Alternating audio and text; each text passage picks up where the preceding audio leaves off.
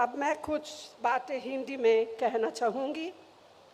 तो साथियों, हमारे इस महान और सशक्त संगठन से समय समय पर अपने लचीलेपन को दर्शाने की उम्मीद की जाती रही है और हर बार हमारे संगठन ने असरदार तरीके से अपनी प्रतिक्रिया दर्शाई है।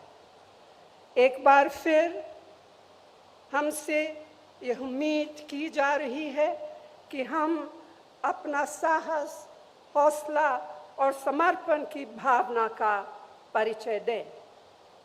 लेकिन आज जो हमारे संगठन के सामने परिस्थितियां उत्पन्न हुई है, वे अभूतपूर्व है।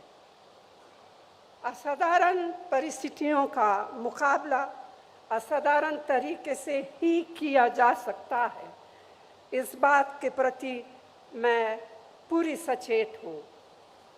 हर संगठन को न केवल जीवित रहने के लिए बल्कि बढ़ने के लिए भी समय समय पर अपने अंदर परिवर्तन लाने होते हैं। हमें सुधारों की सख्त ज़रूरत है। रणनीति में बदलाव, ढांचागत सुधार और रोज़ाना काम करने के तरीके में परिवर्तन। एक तरह से यह सबसे बुनियादी मुद्दा है।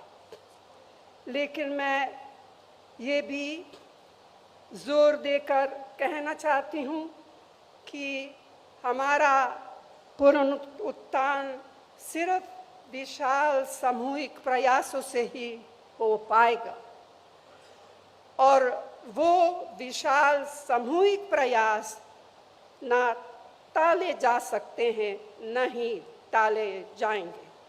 यह शिविर इस लंबे सफर में एक प्रभावशाली कदम है।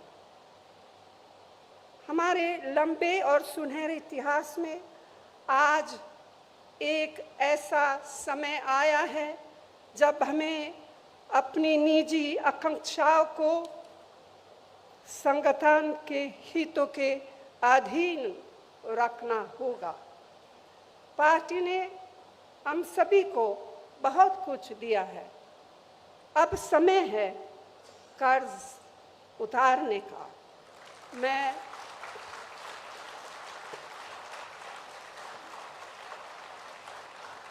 समझती हूँ इससे आवश्यक और कुछ नहीं।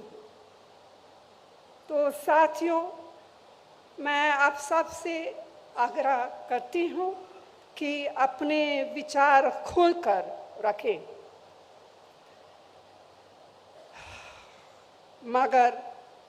मगर बाहर सिर्फ एक ही संदेश जाना चाहिए: संगठन की मजबूती, दृढ़ निश्चय और एकता का संदेश।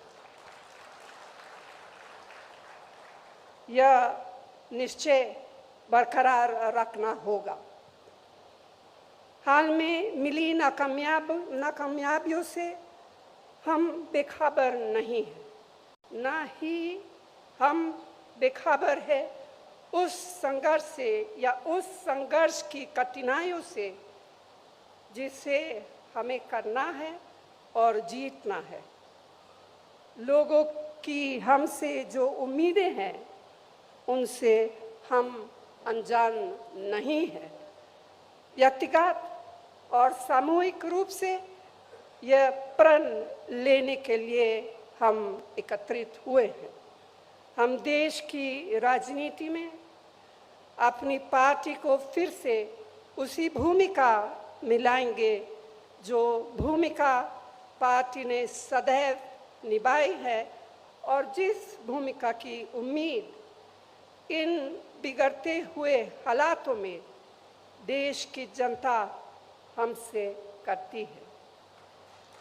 हम यहाँ पूरी विनम्रता के साथ आत्मा निरीक्षण तो कर रहे हैं, लेकिन आज हम तय करें कि जब हम यहाँ से निकलेंगे तो हम एक नए आत्मविश्वास, एक नई ऊर्जा के साथ और एक नई प्रतिबद्धता से प्रेरित होकर निकलेंगे।